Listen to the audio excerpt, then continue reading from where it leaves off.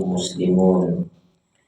Ya ayyuhalladzina amanu taqullaha wa qulu qawlan sadida yuslih lakum a'malakum wa yaghfir lakum dzunubakum wa may yuti'illah rasulahu faqad faza fawzan 'azima. Wa qala Rasulullah sallallahu alaihi wasallam khairukum man ta'allama al-Qur'ana wa 'allamahu. Al-Bukhari. Bapak Ibu saudaraku seiman, hamba Allah yang cinta pada kebaikan dan kebenaran, yang selalu mengharapkan keridhaan Allah Subhanahu wa taala. Syukur alhamdulillah hingga hari ini Allah Subhanahu wa taala masih memberi kita kekuatan, kesehatan, kesempatan, ilmu, umur, waktu, rezeki, nikmat yang besar dan nikmat yang terbesar, terutama ditakdirkannya kita oleh Allah Subhanahu wa taala dalam Islam dan iman. Dan ini adalah tiket awal untuk menuju surganya Allah Subhanahu wa taala, sebagaimana Allah nyatakan, a'udzubillahi minasyaitonir rajim. Wassalamu ala man ittaba'al huda. Wassalamu ala man ittaba'al huda. Keselamatan itu Allah akan curahkan, limpahkan, berikan bagi orang-orang yang mengikuti petunjuk hidayah Allah Subhanahu wa taala.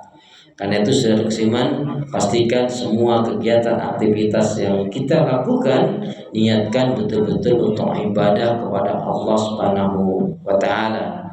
Karena hidup dan kehidupan ini tidak ada arti dan nilainya kecuali betul-betul kita gunakan untuk ibadah kepada Allah.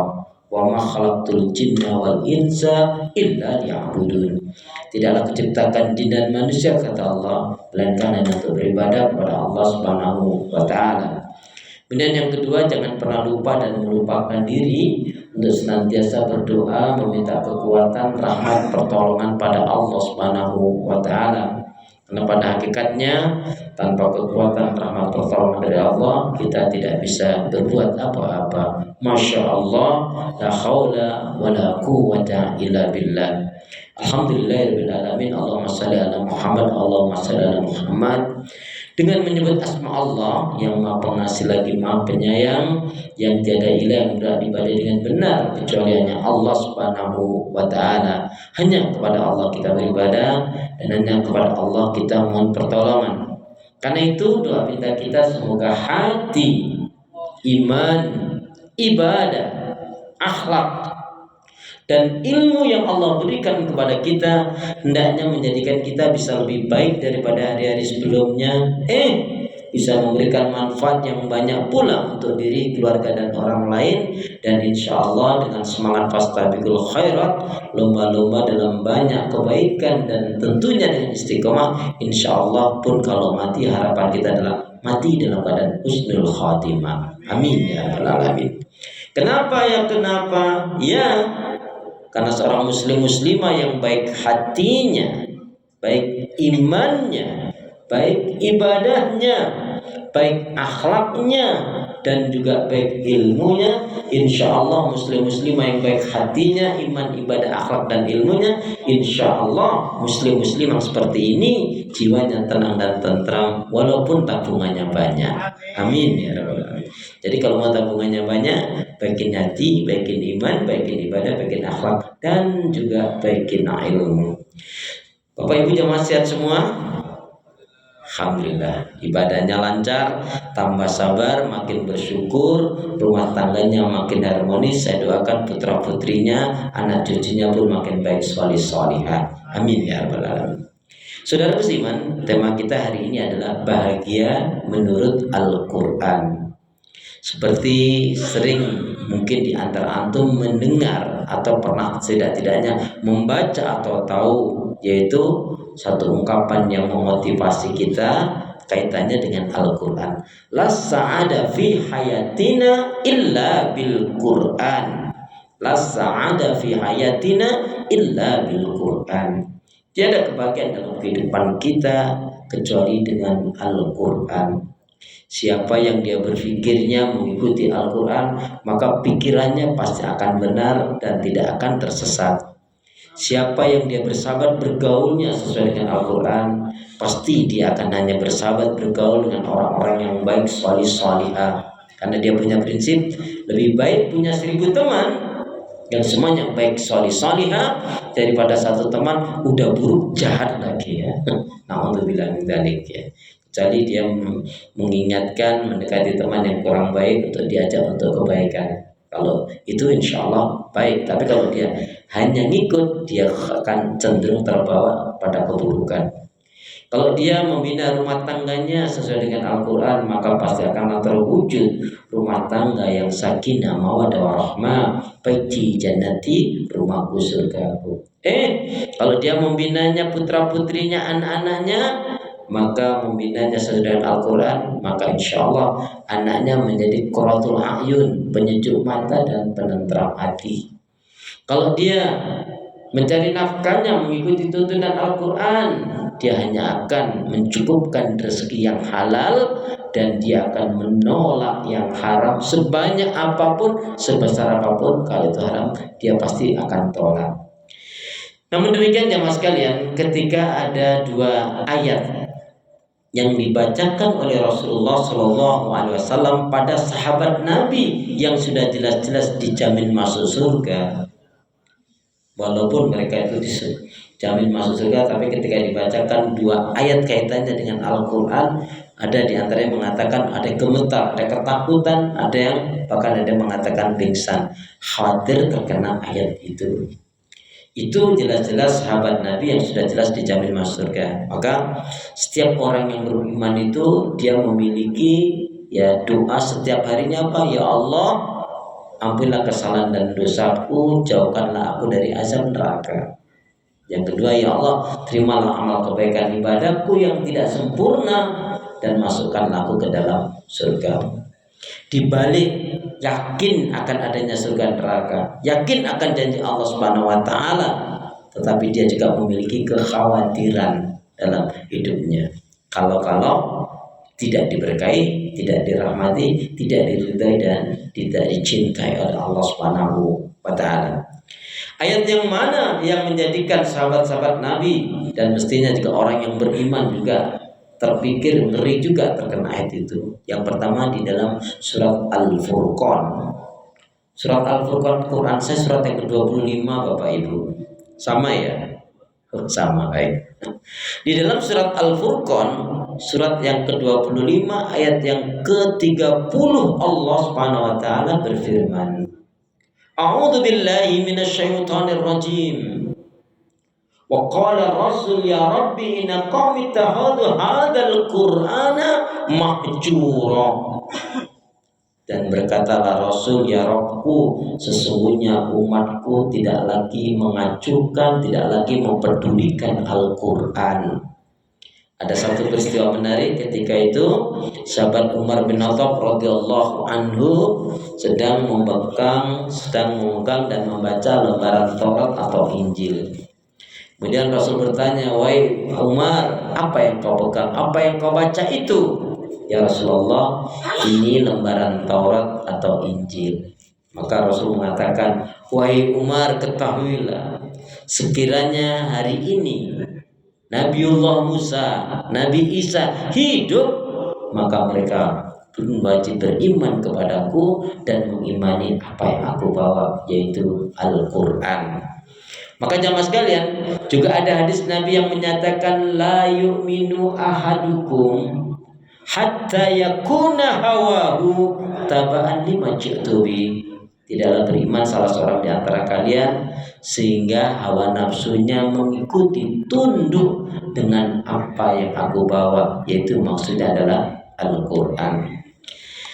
Apa yang dimaksudkan atau siapa yang dimaksudkan orang yang meninggalkan Al-Quran? Yang pertama adalah yaitu orang yang tidak meyakini, mengimani kebenaran Al-Quran. Ragu akan kebenaran Al-Quran berarti dia digolongkan orang yang meninggalkan Al-Quran.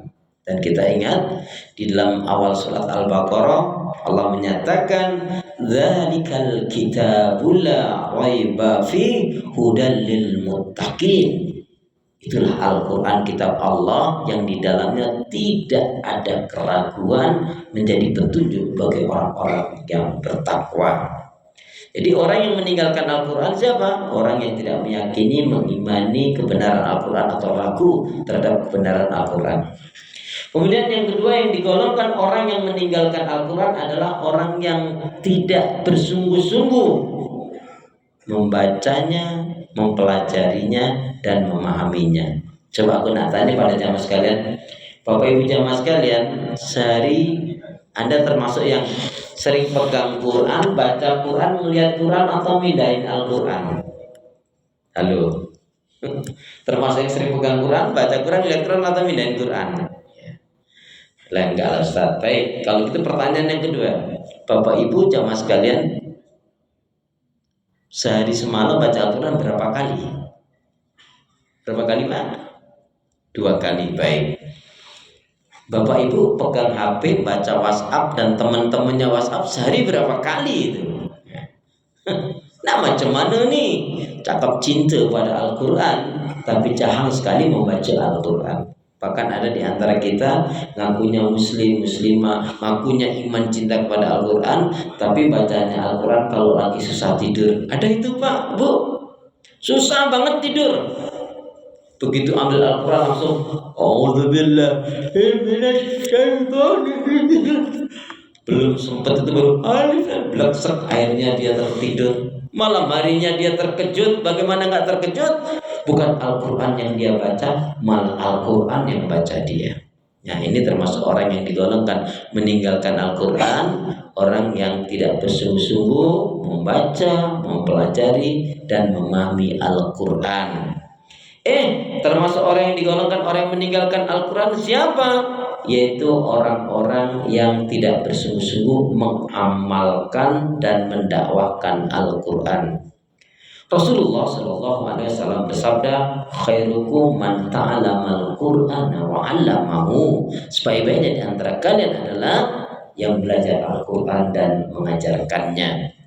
Maka Bapak Ibu jemaah sekalian, sebenarnya Bapak Ibu membaca Al-Quran itu tidak harus banyak kok. Bapak Ibu membaca Al-Quran itu tidak harus banyak. Cukup 1 hari 3 ayat saja cukup. Ya. Jadi membaca Al-Quran itu sebenarnya nggak harus banyak. Cukup 1 hari 3 ayat saja cukup. Ya. Maksudnya apa? Tambahannya. Ya. Jadi tambahannya maksudnya 3 ayat. Nggak pakai tambahan tidak apa-apa lah. Ya sehari mungkin sudah baca 2-3 lembar. Nah, tambahannya 3 ayat. Nggak pakai tambahan pun tak mengapa. Tapi intinya belum pantas mengatakan iman kepada Al-Quran, belum pantas mengatakan cinta kepada Allah, cinta kepada Rasul, cinta kepada Al-Quran kalau kita belum bisa menyatakan tiada hari tanpa membaca Al-Quran. Ya, ini minimalnya sudah terdetik dalam diri kita, tiada hari tanpa membaca Al-Quran. Baik, bagaimana kita nggak tertarik? Rasul sampai memotivasi, aku tidak katakan kepada kalian alif, lam, mim itu 1 huruf, tidak. Tapi alif sendiri, lam sendiri, mim sendiri, yang masing-masing tiap huruf mendapatkan 10 pahala kebaikan. Itu di luar Ramadan. Nanti kalau kita di Ramadan, itu sebagian ulama mengatakan 1 huruf itu berpahala sampai 100 bahkan lebih. Allahu a'lam bishawab. Baik. Kemudian siapa orang yang dikatakan meninggalkan Al-Quran? Orang yang dikatakan meninggalkan Al-Quran adalah yaitu orang yang tidak mau menjadikan Al-Quran sebagai pedoman hidupnya. Ya, manhajul hayat. Makanya siapa yang dia menjadikan Al-Quran sebagai pedoman hidupnya, pasti Allah akan mencurahkan sakinah, ketenangan, al-barakah, keberkahan, dan juga yaitu al-khairat, banyak-banyak kebaikan.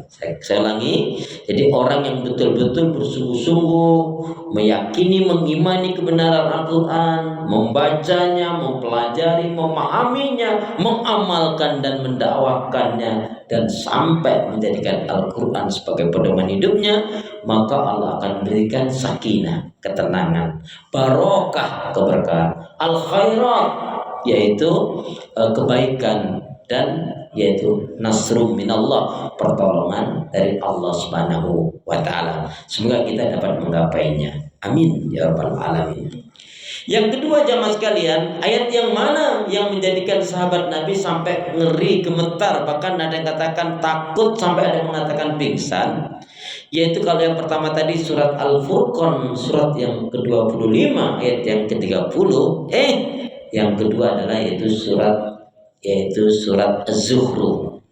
Surat Az-Zukhruf itu surat yang surat yang ke-43 ayat yang ke-36. Allah Subhanahu wa taala berfirman, A'udzu billahi minasyaitonir rajim. Wa may ya'shu 'an dzikri rahman nuqayyid lahu syaitanan fahuwa lahu qarin. Wa may ya'shu 'an dzikri rahman nuqayyid lahu syaitanan fahuwa lahu qarin.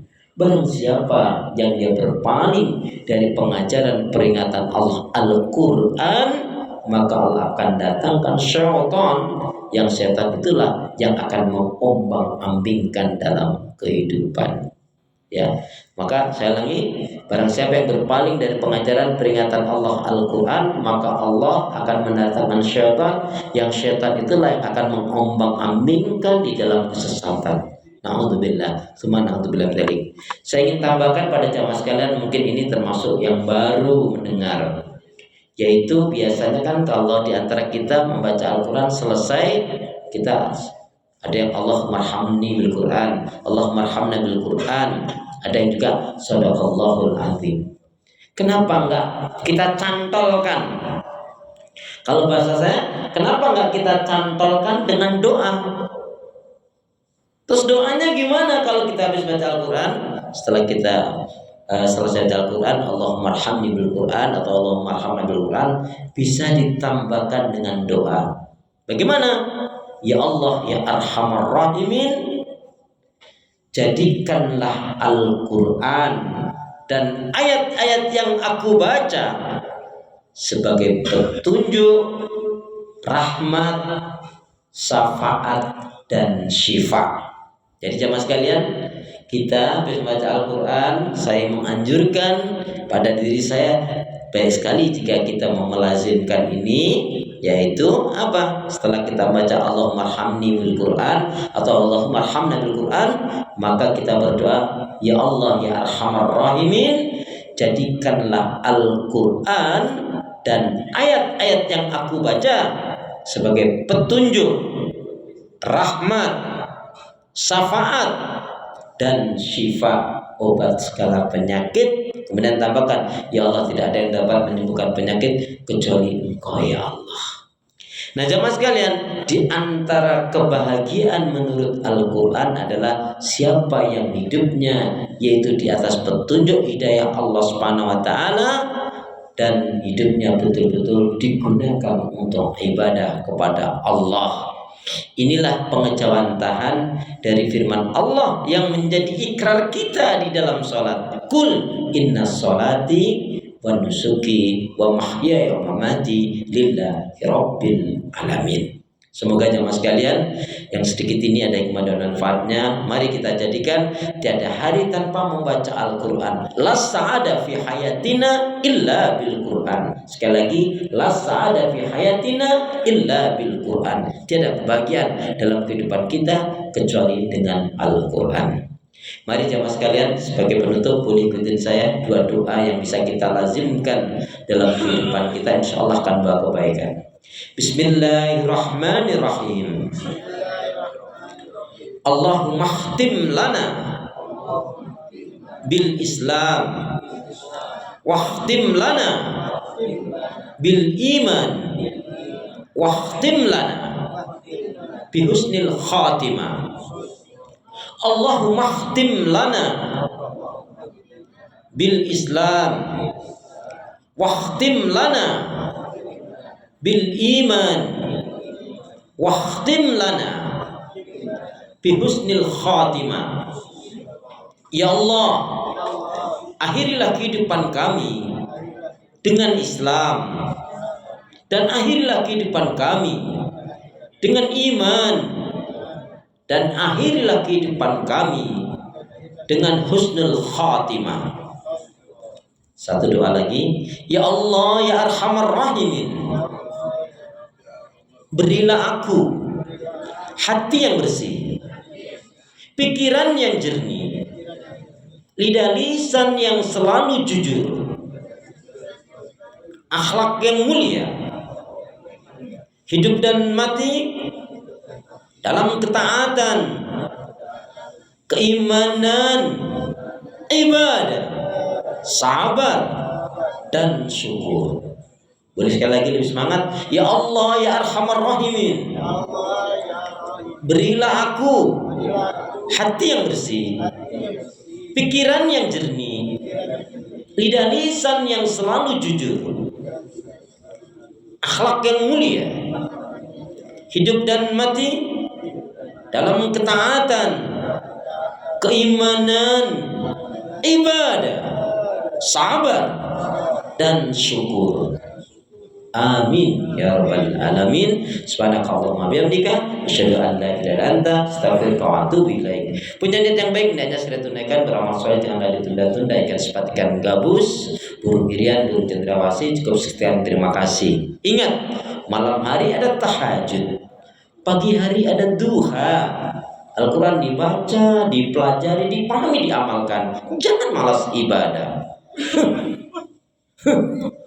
Jangan marah-marah, perbanyak sedekah, dan jangan ada dusta. Billahi taufiq wal hidayah. Assalamualaikum warahmatullahi wabarakatuh.